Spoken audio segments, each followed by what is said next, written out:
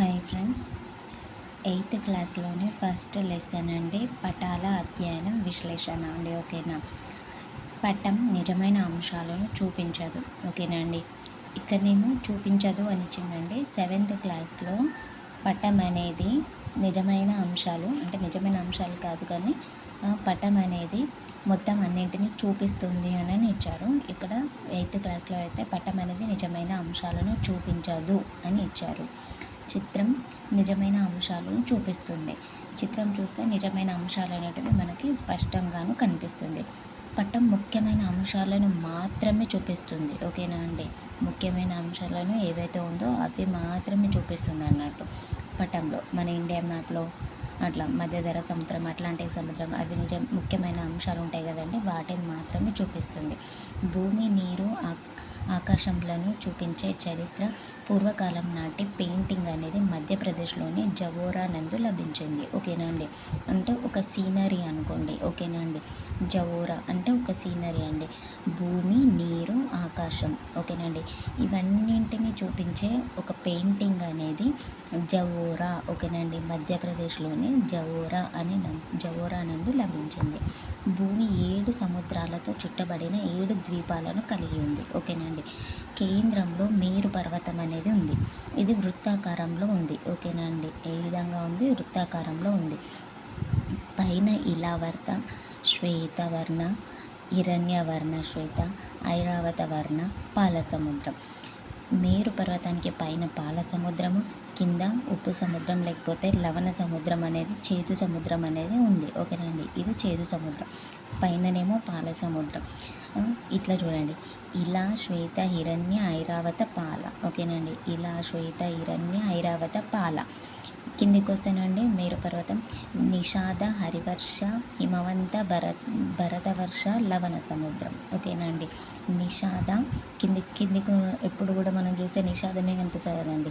నిషాదం వచ్చిందంటే హరివర్ష అనే హరిని గుర్తుకు చేసుకోవాలి. హరి అని అంటే హిమంత వర్షాన్ని కురిపిస్తాడు.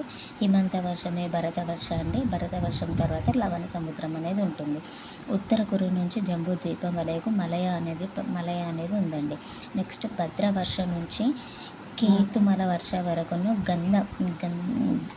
గంధమాధవ అనేది ఉంది. ఓకేనండి. ఇవి ఇంపార్టెంట్ అండి. పైన పాల సముద్రం, కింద లవణ సముద్రం. భారతదేశము భవరతర్షం జంబూ ద్వీపం నందు ఉంది. ఓకేనండి. జంబూ. ఓకేనండి. భవరతర్షం జంబూ ద్వీపం నందు ఉంది. 7 ద్వీపాలు ఏంటండి? క్రోంచ, పుష్కర, సాల్మాలి, ప్లక్ష, కుష, జంబూ, షక్క. ఓకేనండి. క్రోంచ పుష్కర సాల్మాలి, ప్లక్ష కుష. ఓకేనండి. ప్లక్ష కుష, జంబూ షక్క. ఓకేనండి. మొత్తం 7 ద్వీపాలు అనేవి ఈ పేర్లండి. ప్రదేశాల ఉనికిని తెలుసుకోవడానికి అక్షాంశ రేఖాంశాలు అనేవి ఉపయోగపడతాయి. అక్షాంశ రేఖాంశాలను ఆర్యభట్ట ఉపయోగించాడు. ఓకేనండి. ఫస్ట్ ఎవరు ఉపయోగించారు? ఆర్యభట్ట ఉపయోగించాడు. నెక్స్ట్ అండి, మొఘలుల కాలంలో భారతీయులు మధ్య ఆసియా వారి పద్ధతులను ఉపయోగించేవారు. ఓకేనండి. ఫస్ట్ మొఘలుల కాలంలో భారతీయులు మధ్య ఆసియా ఉంటుంది కండి, వారి పద్ధతులను మాత్రమే ఉపయోగించారు. 17వ శతాబ్దంలో సాదిక్ ఇస్ఫహాన్ జాన్పూర్లో ఒక అట్లాస్ను తయారు చేశారు. అట్లాస్ను తయారు చేసింది ఎవరండి? సాదిక్ ఇస్ఫహాన్. ఇక్కడ సా ఉందండి, ఇక్కడ అట్లాస్ సా ఉంది. ఓకేనా. ఇప్పుడు 17వ శతాబ్దం సాదిక్ ఇస్ఫహాన్ అట్లాస్ ఇక్కడ జాన్పూర్లో. ఓకేనండి. తనకి ఇష్టమైనటువంటి జాన్పూర్లో తయారు చేశాడు. ఇప్పటికీ అందుబాటులో ఉన్న పటాలు 4000 సంవత్సరాల నాటివి. వీటిని సుమేరియన్లు అంటే ఇరాక్ వారు, ఓకేనండి, తయారు చేశారు. ఇవి మట్టి పలకల పైన చేశారు. వీటిని ఇక్కడ చూస్తామండి, మట్టి పలకల పైన చూస్తాము. భూముల నుండి వచ్చే ఆదాయాల లెక్కల కోసం పటాలను తయారు చేశారు. ఓకేనండి. ఆదాయాల కోసము తయారు చేశారు. బాబిలోనియన్లు, వీళ్ళు కూడా ప్రస్తుత ఇరాక్లో. ఓకేనండి. సుమేరియన్లు ఇరాక్లో, బాబిలోనియన్లు కూడా ఇరాక్లో. సో బాబిలోనియన్లు గీసిన పటంలో బయట చేదు నది అని ఉంది. ఓకేనండి. మనం ఇందాక చూస్తాం కదండి, మేరు పర్వతం పైన పాల సముద్రం, కింద లవణ సముద్రము. అయితే దాన్ని చేదు నది లేకపోతే ఉప్పు నీటి సముద్రం అంటారు. ఎవరు? బాబిలోనియన్లు. బాబీకి చేదు నది, ఉప్పు నీటి అని సముద్రం అనేది ఇష్టం ఉండదు. అందుకే దీన్నే గీస్తాడు. ఓకేనా అండి. బాబీకి చేదు నది, ఉప్పు నీటి సముద్రం అనేది ఇష్టం ఉండదు. అందుకే అదే పటం గీస్తాడు. చేదు నదిలో త్రికోణాకారంలో 7 దీవులు ఉన్నాయి. చెప్పిన కదండి ఇందాక. ప్రాంచ, సాల్మాలి, ప్లక్ష, కుష, జంబు, షెక్క అవి. ఓకేనా అండి. త్రికోణాకారంలో 7 దీవులు అనేటివి ఉన్నాయి. గ్రీకు భౌగోళిక శాస్త్రజ్ఞుడైన అనాక్సిమాండర్ మిలిటస్ అనేది టర్కీలో ఉందండి. ఓకేనా. Anaximander mellitus. ఈ మిలిటస్ ఎక్కడుందండి? టర్కీలో ఉంది. చెందిన హెకేటియస్ హెరిడోటస్ను తూర్పు నుంచి పడమరకు, ఉత్తరం నుంచి దక్షిణానికి చూపిస్తూ పటాలను తయారు చేశాడు. ఓకేనండి. అనాక్సిమాండర్ తూర్పు నుంచి పడమరకు, ఉత్తరం నుంచి దక్షిణానికి చూపిస్తూ ఒక పటాన్ని గీశాడు. అది హెకేటియస్ హెరిడోటస్. ఓకేనండి. అనాక్సిమాండర్ మిలిటస్కు చెందినటువంటి హెకేటియస్ హెరిడోటస్ వీళ్ళు పటాన్ని తయారు చేశాడు. ప్రపంచాన్ని యూరప్, ఆఫ్రికా, ఆసియా ఓకేనండి అని 3 ఖండాలుగా విభజించారు. ఓకేనండి. ఈ యూరప్, ఆసియా, ఆఫ్రికా ఓకేనండి. యూరప్, ఆసియా, ఆఫ్రికాలను మధ్యధరా సముద్రం అనేది వేరు చేస్తుంది. మొదట పటాలను తయారు చేసింది ఫస్ట్ గ్రీకులండి. ఓకేనండి. వాళ్ళే ఫస్ట్ గీస్తాం ఏదో ఒకటి గీయాలి. ఓకేనండి. గీస్తాం అని ఈ గ్రీకులు పటాలను ఫస్ట్ వాళ్ళే తయారు చేస్తారు. తర్వాత రోమన్లు. ఓకేనండి. గ్రీకు రాజు అలెగ్జాండర్ 2300 సంవత్సరాల క్రితం ప్రపంచాన్ని జయించాలని భారత్కి వచ్చాడు. ఓకేనండి. 2300 సంవత్సరాల క్రితం గ్రీకు రాజు అలెగ్జాండర్ భారతదేశానికి వచ్చాడు. రోమన్లు ఎందుకు వచ్చారు? వ్యాపారం కోసం వచ్చారు రోమన్లు. ఓకేనా అండి. నెక్స్ట్ మెరిడియన్ రేఖ అంటే మధ్యాహ్న రేఖ లేదా రేఖాంశం అని అంటారు. మెరిడియన్ రేఖని మధ్యాహ్న రేఖ లేదా రేఖాంశం అంటారు.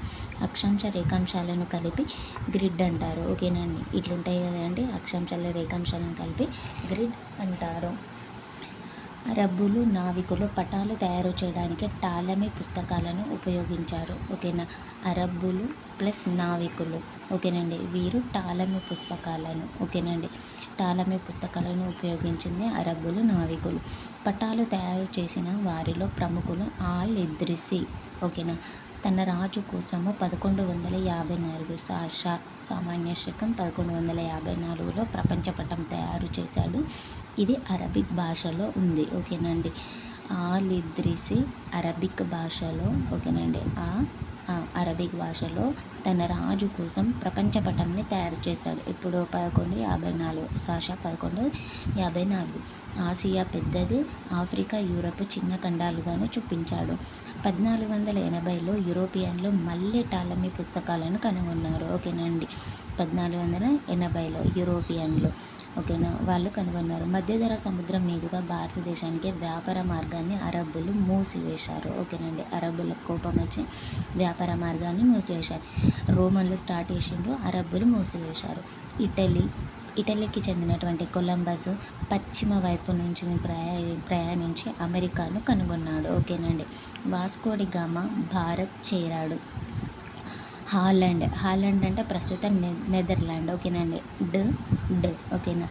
డచ్ దేశస్థుడు, కార్టోగ్రఫీ, పటాల తయారీదారుల పితామహుడు. ఓకేనండి. పటాల తయారీదారుల పితామహుడు గెరార్డస్ మెర్కేటర్. ఓకేనండి. ప్రస్తుతం మనము ఈ మెర్కేటరే ప్రక్షేపణం చెందుతండి. ప్రస్తుతం ఈ గెరార్డస్ మెర్కేటర్ పద్ధతిని ఇప్పుడు వాడుతున్నాం. ఓకేనా.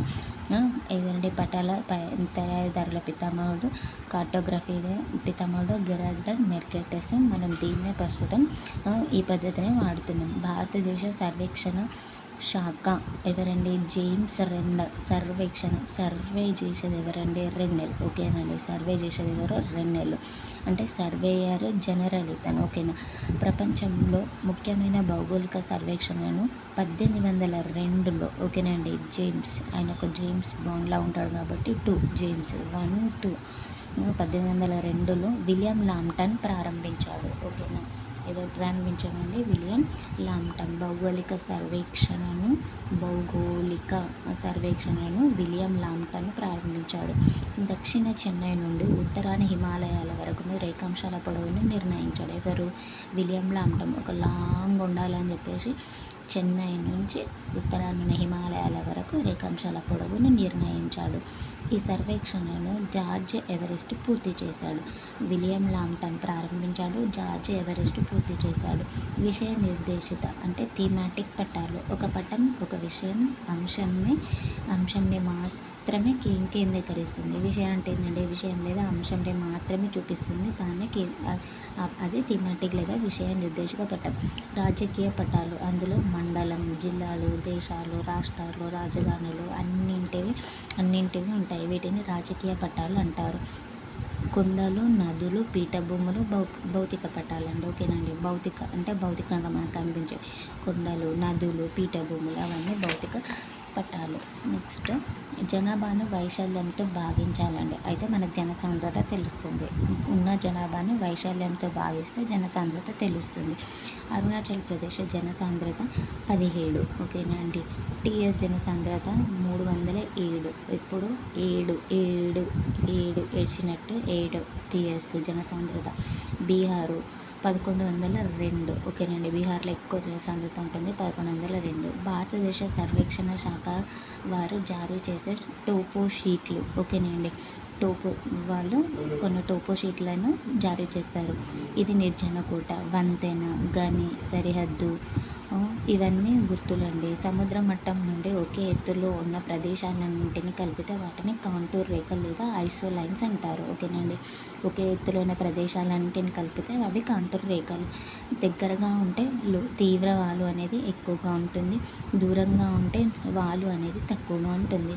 పటాల సంకలనమే అట్లాస్ అండి. సముద్ర మట్టంలో ఎంఎస్ఎల్. ఓకేనండి. Means of sea levels. ఓకేనండి. మీన్స్ ఆఫ్ సీ లెవెల్స్లో కొలుస్తారు. ఉపగ్రహ ఛాయాచిత్రాలు శాటిలైట్స్ ఎందుకు ఉపయోగపడతాయండి? పటాల తయారీకి, ప్రణాళిక రూపకల్పనకు, వాతావరణ పరిశోధనకు, అటవీ సంరక్షణకు, యుద్ధ తంత్రములు ఎప్పుడు వస్తాయో వాటి కోసం కూడా మనకి ఉపగ్రహ ఛాయాచిత్రాలు అనేవి తోడ్పడతాయి.